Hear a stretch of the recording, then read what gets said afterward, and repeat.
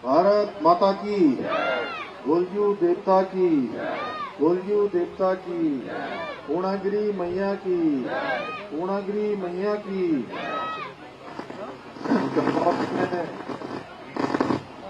वे side immunity के आज लोकार्पण कार्यक्रम में मंच पर आसीन भारतीय जनता पार्टी के जिलाध्यक्ष भाई गोविंद सावंत जी, मंडल अध्यक्ष गोविंद सिंह जी, यहाँ पर जिले के प्रभारी प्रदेश मंत्री गुंजन सुखेजा जी, मंडी परिषद के अध्यक्ष जिनके विशेष सहयोग से आज यहाँ पर ये शिलान्यास का कार्यक्रम संपन्न हो रहा है।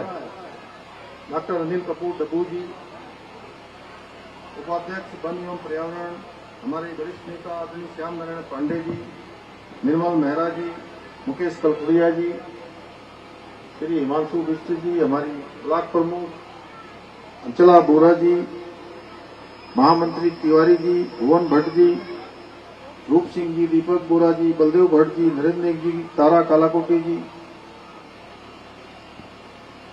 हमारे वरिष्ठ कार्यकर्ता जिनके साथ बहुत लंबे समय तक हम लोग बचपन से देखते आ रहा हूं मैं, जिनको आदरणीय खीमानंद भट्ट जी, मोहन जोशी जी, हमारे मित्र पानदेव भट्ट जी, इंद्रदेव भट्ट जी, बच्चीराम भट्ट जी, ईश्वर भट्ट जी, प्रकाश जोशी जी, पवन मेहरा जी, लालमणि भट्ट जी, उमेश सिंह जी, अंबादत्त जी, पद्मावती देवी जी, अर्जुन सिंह जी, पूर्व मंडल अध्यक्ष नवीन भट्ट जी, उमाशंकर भट्ट जी, जनप्रतिनिधि ग्राम प्रधान कोट अमोड़ी छतकोट टोला कांडा लड़ा बोरा दुधोरी ड्यूरी पसनई कटोली तल्ली खटोली मल्ली स्वाला बेला, क्षेत्र पंचायत सदस्य दीवान सिंह जी, महेंद्र सिंह जी, गोविंद भट्ट जी, नवीन बिष्ट जी, रमेश भट्ट जी, युवा मोर्चा के बालम जी, मनीष जी, मुकेश जी, बसंत भट्ट जी, राकेश वोरा जी और हमारे सभी बगोली जी समेत प्रकाश तिवारी जी मेरे प्रतिनिधि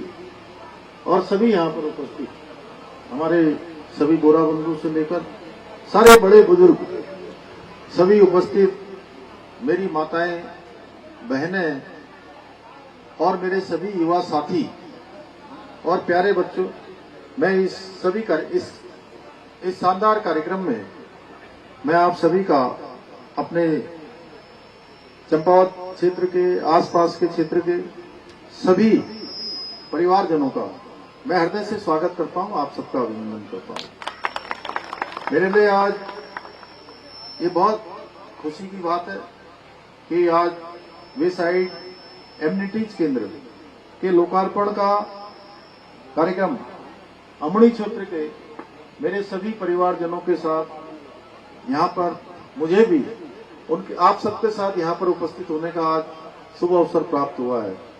भाइयों बहनों, ग्रामोत्थान परियोजना के अंतर्गत कृषि उत्पादन बोर्ड के सहयोग से 1 करोड़ 60 लाख रुपए की लागत से निर्मित यात्री सुविधा केंद्र न केवल यात्रियों को बेहतर सुविधाएं प्रदान करेगा, बल्कि हमारे किसान भाइयों को, बहनों को और स्वयं सहायता समूह द्वारा निर्मित उत्पादों को सीधे उपभोक्ताओं तक पहुंचाने का भी और विपणन का भी एक बहुत प्रमुख साधन यहाँ पर बनेगा। इसके लिए मैं हमारे जिलाधिकारी श्री मनीष जी और उनकी पूरी टीम को भी बहुत बधाई देता हूं कि अनेक नवाचारों को आगे बढ़ाने का काम कर रहे हैं।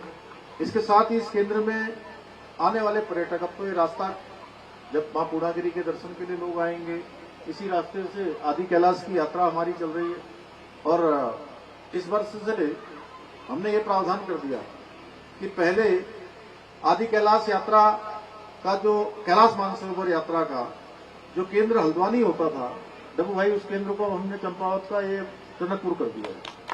अब टनकपुर से यात्रा प्रारंभ होती है और मैंने ही कैलाश मानसरोवर यात्रा के पहले दल को यहाँ से हरी झंडी दिखाई थी। तो अब उन हमारे तीर्थ यात्रियों के लिए, श्रद्धालुओं के लिए, पर्यटकों के लिए स्थानीय व्यंजन, हस्तशिल्प, पारंपरिक उत्पादों के बाजार भी विकसित किए जाएंगे, जिससे उन्हें हमारे गांव की जो समृद्ध सांस्कृतिक विरासत है, यहाँ का खान पान है, लोक जीवन की जो सजीव झलक है, वो देखने को मिलेगी। हमारे गांव में किस प्रकार की संस्कृति रहती है, कैसे हमारे यहाँ की खेती बाड़ी है, कैसा यहाँ का हमारा खाना पीना है, वो सब चीजें अब देश दुनिया के सामने भी आएगी।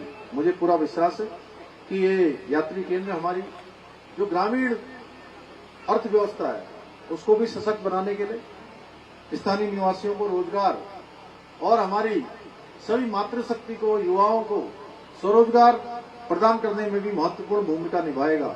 भाइयों बहनों, आदरणीय प्रधानमंत्री जी के कुशल नेतृत्व में आज देश ग्रामीण क्षेत्रों में विकास और ग्रामीण अर्थव्यवस्था को मजबूत करने की दिशा में आज तेजी से आगे बढ़ रहा है।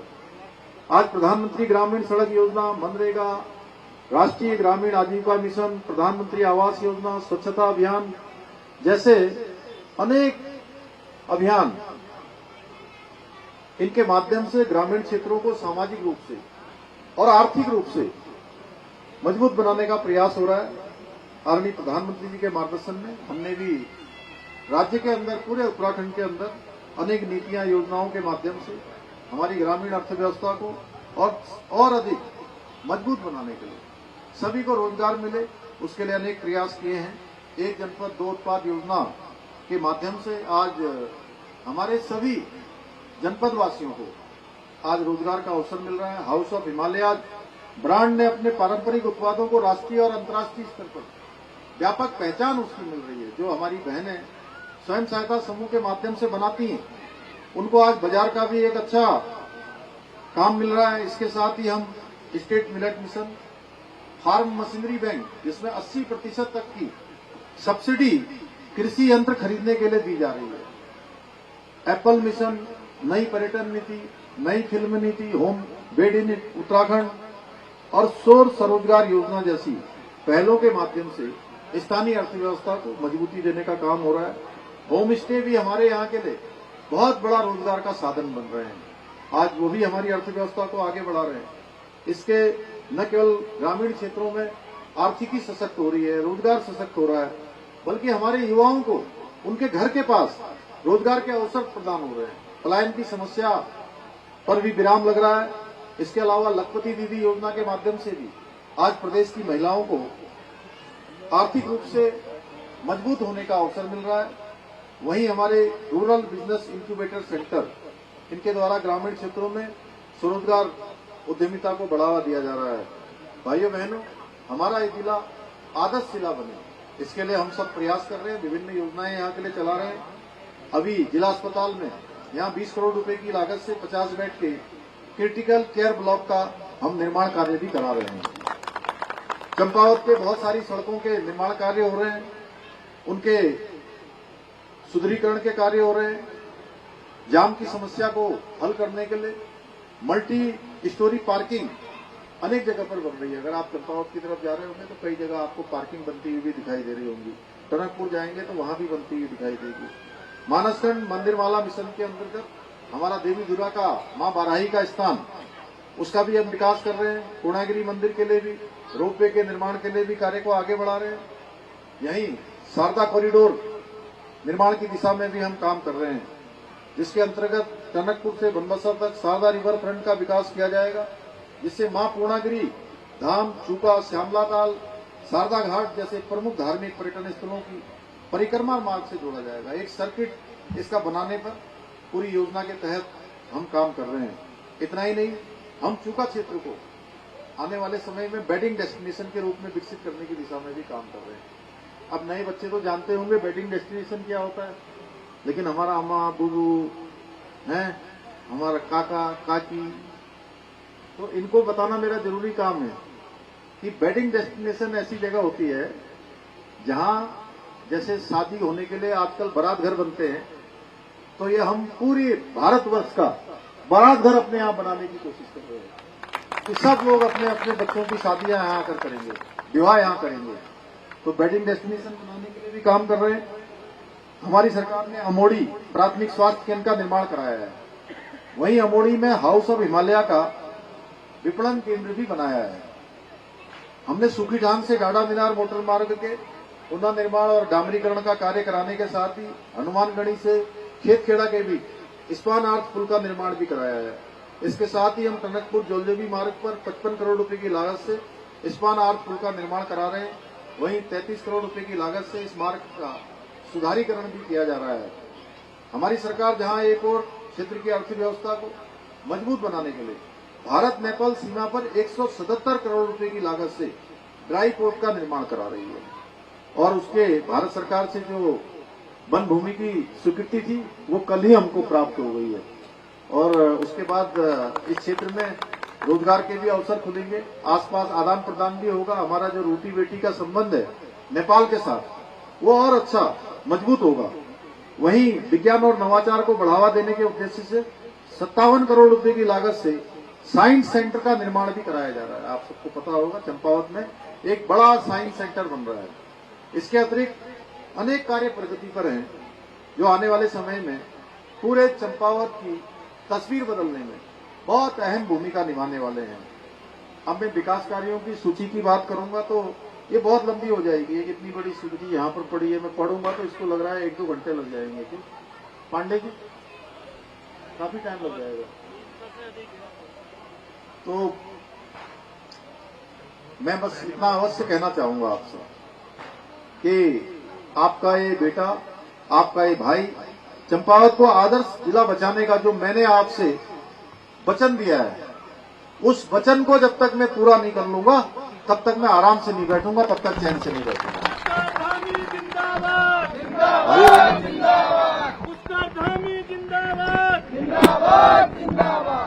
भाइयों बहनों, हमारी सरकार प्रदेश के प्रत्येक वर्ग के लिए, उसके कल्याण के लिए पूर्ण प्रतिबद्ध होकर काम कर रही है। इसी का परिणाम है कि भारत सरकार के नीति आयोग के द्वारा जो आंकड़े हर वर्ष जारी किए जाते हैं, उन आंकड़ों में सतत विकास के लक्ष्यों को प्राप्त करने में उत्तराखंड को पूरे देश में पहला स्थान प्राप्त हुआ है। साथ ही युवाओं को रोजगार देने में भी हम अग्रणी राज्य के रूप में उभरे हैं। हमने बेरोजगारी दर में 4.4% की कमी लाने में सफलता प्राप्त की है, जो राष्ट्रीय औसत से अधिक है। इसके साथ ही ये देवभूमि उत्तराखंड है, इसके सांस्कृतिक और डेमोग्राफिक मूल्यों को सुरक्षित रखने के लिए भी हम संकल्पबद्ध होकर काम कर रहे हैं। हमने जहां लैंड जिहाद, लव जिहाद और थूक जिहाद जैसी घृणित मानसिकताओं के खिलाफ कठोर कार्रवाई की है, वहीं प्रदेश में हमने सख्त दंगारोधी कानून, सख्त धर्मांतरण रोधी कानून भी लागू किया है। यही नहीं, जहां हम प्रदेश में ऑपरेशन कालनेमी के माध्यम से ऐसे पाखंडी जो छद्म वेश धारण करके हमारे धर्म के मार्ग पर रोड़ा अटकाने का काम करते हैं, धार्मिक भावनाओं को ठेस पहुंचाने का काम करते हैं, सनातन को नुकसान पहुंचाने का काम करते हैं, उनके खिलाफ भी हम सख्त कार्रवाई कर रहे हैं। वहीं हमने लैंड जिहाद पर कड़ी कार्रवाई करते हुए 9000 एकड़ से अधिक जमीन को इन लैंड माफियाओं से मुक्त कराया है, इन लैंड जिहादियों से मुक्त कराया है। आपने देखा होगा पहले कहीं नीली चादर, कहीं पीली चादर, कहीं हरी चादर डाल के सरकारी जमीन पर कब्जा किया जा रहा था और ये बड़ा षड्यंत्र था देवभूमि के मूल अस्तित्व को समाप्त करने के लिए, यहाँ के डेमोग्राफी को, यहाँ के सांस्कृतिक मूल्यों को नुकसान करने के लिए हमने इस पर रोक लगाने का काम किया है। अब किसी भी कीमत पर अब यहाँ पर सरकारी भूमि पर इस प्रकार के कब्जे नहीं हो पाएंगे। इसके साथ ही हमारी सरकार ने प्रदेश में करीब 250 से अधिक अवैध रूप से चलने वाले मदरसों को भी सील किया है और 500 से अधिक ऐसी अवैध संरचनाएं जो जंगलों में बनी थी, सरकारी जमीन पर बनी थी, इन अवैध संरचनाओं को हटाने का काम भी किया है। अभी हाल ही में हमने राज्य के अंदर नया कानून बनाकर मदरसा बोर्ड को समाप्त करने का भी निर्णय लिया है। इसके लागू होने के बाद राज्य में 1 जुलाई 2026 के पश्चात अब वो मदरसे संचालित नहीं हो पाएंगे, वो मदरसे बंद हो जाएंगे जिनको हमारी सरकार के द्वारा सिलेबस नहीं पढ़ाया जाएगा जिनमें। इतना ही नहीं, हमने पूरे देश के अंदर सबसे पहले समान नागरिक संहिता का कानून लागू करने का ऐतिहासिक कार्य भी देवभूमि उत्तराखंड में किया है। वहीं हम राज्य में एक सख्त भू कानून लागू करेंगे। प्रदेश में बाहरी जो लोग आकर जमीन खरीदने वाले भू माफियाओं के खिलाफ भी सख्त कार्रवाई कर रहे हैं। बहनों भैया, आप सबको पता होगा पहले के समय में किस प्रकार से सरकारी जो भर्तियां होती थी उनमें भारी भ्रष्टाचार होता था, पक्षपात होता था, धांधली होती थी और योग्य उम्मीदवारों को अवसर नहीं मिलते थे। जो प्रतिभाएं, योग्यता, क्षमता का निरादर होता था। हमने इस समस्या को गंभीरता से देखते हुए नकल माफियाओं पर अंकुश लगाने का काम किया और देश का सबसे सख्त नकल विरोधी कानून लागू किया, जिसका परिणाम हुआ कि पिछले 4 वर्षों में 26,000 से ज्यादा हमारे युवाओं को सरकारी नौकरियां प्राप्त करने में सफलता प्राप्त हुई और हमने बीते 4.5 वर्षों में जितनी नौकरियां प्रदान की हैं वे राज्य गठन के बाद अगर देखेंगे तो पूर्ववर्ती सरकारों के समय से 2 गुना से अधिक है। परंतु विपक्ष के लोगों को ये रास नहीं आ रहा है। अभी एक परीक्षा सेंटर में एक व्यक्ति द्वारा नकल का प्रकरण सामने आया। हमारी सरकार ने तुरंत एक्शन लेते हुए आरोपियों को गिरफ्तार किया, मामले की जांच के लिए एसआईटी का गठन किया। परंतु कांग्रेस के लोग, अन्य लोग हमारे युवाओं की आड़ में अपनी राजनीतिक रोटियां सेकने की कोशिश करने लगे और प्रदेश में अराजकता फैलाने का प्रयास किया जाने लगा। लेकिन हमारे बच्चों को परेशान होता देख और इनके षड्यंत्र को विफल करने के लिए मैंने स्वयं युवाओं के बीच में जाकर धरना स्थल पर जाकर उनकी सभी न्यायिक मांगों को मानने का आश्वासन दे दिया और उन्होंने धरना समाप्त कर दिया। अब युवाओं के हितों के लिए हमने सीबीआई की जांच भी कर दी, परीक्षा को निरस्त करने का भी निर्णय कर दिया। अब कुछ लोग कहने लगे कि युवाओं के आगे हम झुक गए। मैं ऐसे लोगों को स्पष्ट कर देना चाहता हूं, हमारी सरकार युवाओं की भविष्य की सुरक्षा के लिए प्रतिबद्ध है। उसके लिए मैं सर झुका भी सकता हूं और सर कटा भी सकता हूं। भाइयों बहनों, इसके साथ ही हमारी सरकार ने राज्य में भ्रष्टाचार को जड़ से समाप्त करने के लिए जीरो टॉलरेंस की नीति के साथ हम संकल्पबद्ध होकर काम कर रहे हैं। भाइयों बहनों, हमारे राज्य में रसूखदार भ्रष्टाचारियों के विरुद्ध कठोर कार्रवाई करके ये स्पष्ट कर दिया है कि उत्तराखंड में अब भ्रष्टाचार का कोई स्थान नहीं है, भ्रष्टाचारियों का कोई स्थान नहीं है।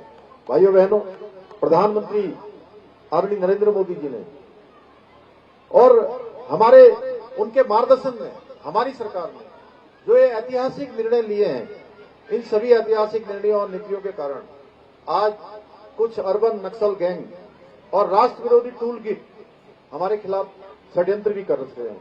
परंतु मैं उन लोगों को स्पष्ट करना चाहता हूं कि ये देवभूमि में उनके किसी भी षड्यंत्र मंसूबों को हम सफल नहीं होने देंगे, क्योंकि हम उत्तराखंड की 1.25 करोड़ जनता के हितों के लिए काम कर रहे हैं, उनकी भावना के अनुरूप कार्य कर रहे हैं। भाइयों बहनों, उत्तराखंड को देश का अग्रणी राज्य बनाने के अपने विकल्प रहित संकल्प को पूरा करने के लिए हम प्रतिबद्ध होकर निरंतर कार्य कर रहे हैं। मुझे पूरा विश्वास है हमारे इस संकल्प को पूरा करने के लिए चंपावत के मेरे सभी परिवारजन हमारी सरकार को अपना इसी प्रकार से सहयोग और समर्थन प्रदान करते रहेंगे और देश का सर्वश्रेष्ठ राज्य बनाने में अपना योगदान देते रहेंगे।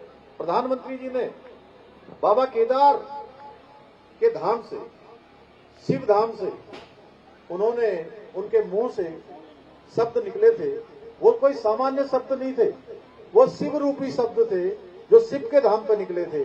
उन्होंने कहा 21वीं सदी का तीसरा दशक उत्तराखंड का दशक होगा।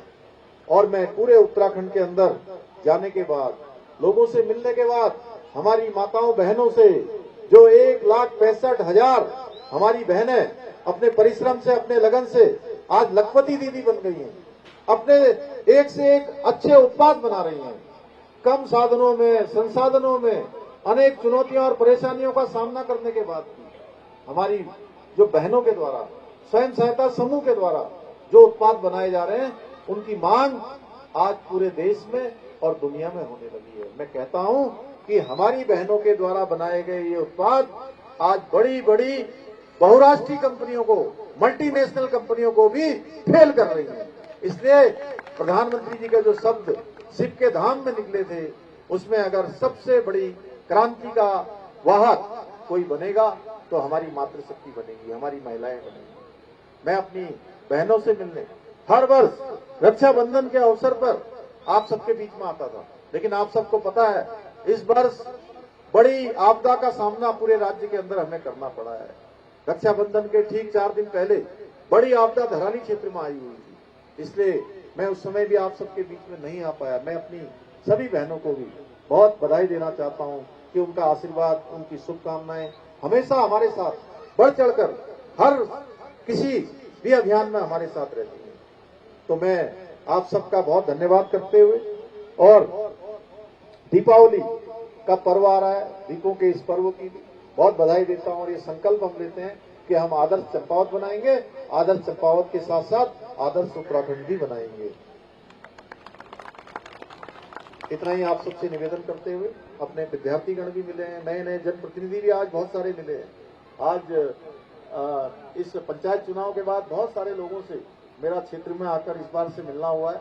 मैं उन सभी जनप्रतिनिधियों को भी अपनी ओर से बहुत बधाई देता हूं कि वो अपने अपने क्षेत्र का विकास करें। पूरी सरकार उनके साथ हमेशा खड़ी है। आप सबका बहुत बहुत धन्यवाद।